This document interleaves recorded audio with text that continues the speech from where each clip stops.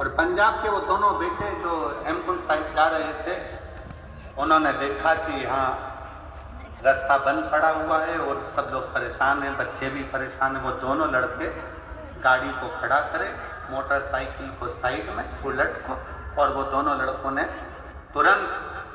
पत्थर उठा कर उस रास्ते को क्लीन कर, रास्ता साफ। जब रास्ता साफ हो गया तब हम नीचे उतरकर उन दोनों बेटों के पास में गए और हमने उन दोनों बच्चों से कहा, हमने कहा कि भाई तुम्हारी मोटरसाइकिल पर, बुलेट पर तो इतने सारे कपड़े भी नहीं है, इतना सारा सामान भी नहीं है, फिर आप इतने ठंड में ऊपर जा रहे हो हेमकुंड साहिब के लिए, तो कैसे जाओगे?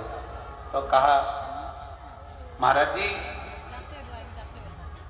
वहां सारी व्यवस्था सबसे। फिर हमने उन बच्चों से कहा, हमने कहा कि बेटा एक बात तो पक्की है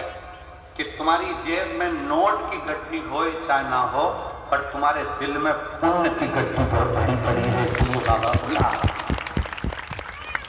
जब पुण्य प्रबल होता है तब जाकर कोई सत्मार्ग तक पहुंचता है,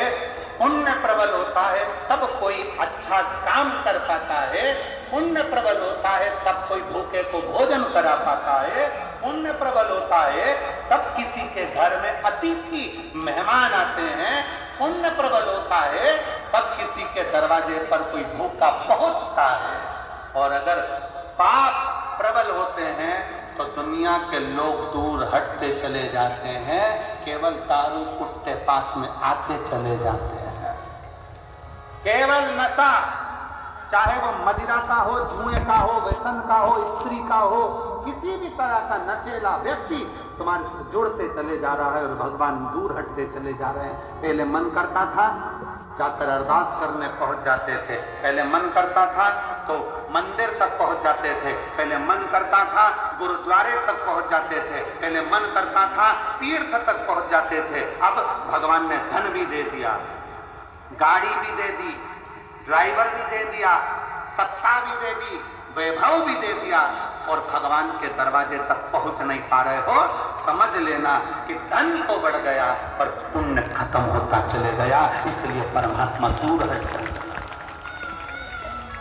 आप जितने बैठे हो अपने दिल पर हाथ रखकर बताना, पहले परिस्थिति डाउन थी, थोड़ा परिस्थिति बेकार थी, तब तीर्थ भी बहुत जाते थे, लोग तुम्हारे यहाँ आते भी बहुत थे, मिलने वाले भी बहुत आते थे, रिश्तेदार भी बहुत आते थे, कोई अच्छा काम होता था तो वो सब तुम्हारे यहाँ हो जाता था। पूजन, सत्संग, कथा, हवन, यज्ञ, त्यारी, माता की चौकी, जोत आदि आदि सब हो जाता था, वाणी भी हो जाती थी, जो कुछ करना चाहते थे वो सब तुम्हारे घर पर होता था। अब जैसे जैसे घर